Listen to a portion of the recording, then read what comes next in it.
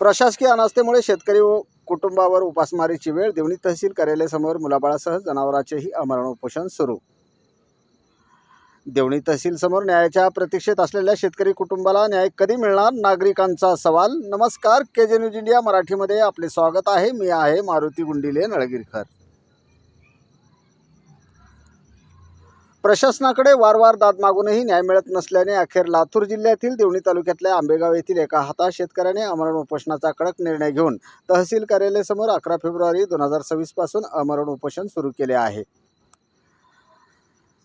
आंबेगाव येथील रहिवासी मधुकर एकनाथ काटमपल्ले यांची मौजे आंबेगाव येथे गट नंबर 20/ब/2 मध्ये सामायिक मालकीची जमीन असून या जमिनीत त्यांनी ऊसाची लागवड केली होती. मात्र 21 डिसेंबर 2025 रोजी शेतशेजारी आणि साखर कारखान्याच्या कर्मचाऱ्यांनी संगनमताने त्यांच्या शेतात बेकायदेशीर प्रवेश करून काटमपल्ले यांनी कष्ट करून पिकवलेला ऊस स्वतःचा ऊस असल्याचे शेजाऱ्यांनी सांगून कारखान्याला देऊन टाकला, असा आरोप उपोषणकर्त्यांनी केला आहे. प्रशासनाचा आदेश धाब्यावर बसवल्याचाही आरोप या प्रकरणी मधुकर काटमपल्ले आणि त्यांच्या परिवाराने केला. पोलीस स्टेशन, उपविभागीय पोलीस अधिकारी आणि जिल्हाधिकारी कार्यालयापर्यंत धाव घेतली, मात्र काहीच कार्यवाही झाली नाही. याबाबत उपोषणकर्त्यांनी नाराजी व्यक्त केली आहे.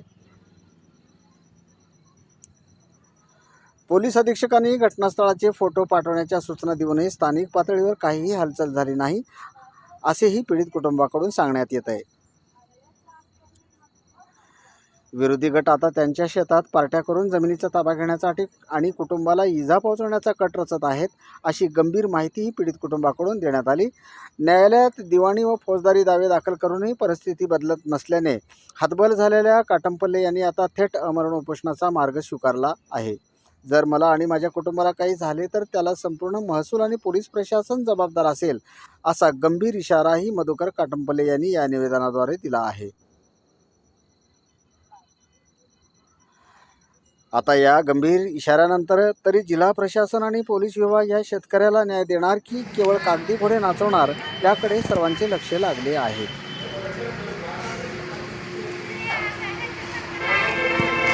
देवणी तालुका प्रतिनिधी लक्ष्मण रणदिवेसह केजे न्यूज इंडिया मराठी आपण पाहत राहा जिल्ह्यासह राज्यातल्या घडामोडी. व्हिडिओ पॅलेसला सबस्क्राईब करा आणि बेल आयकॉनवर क्लिक करायला विसरू नका.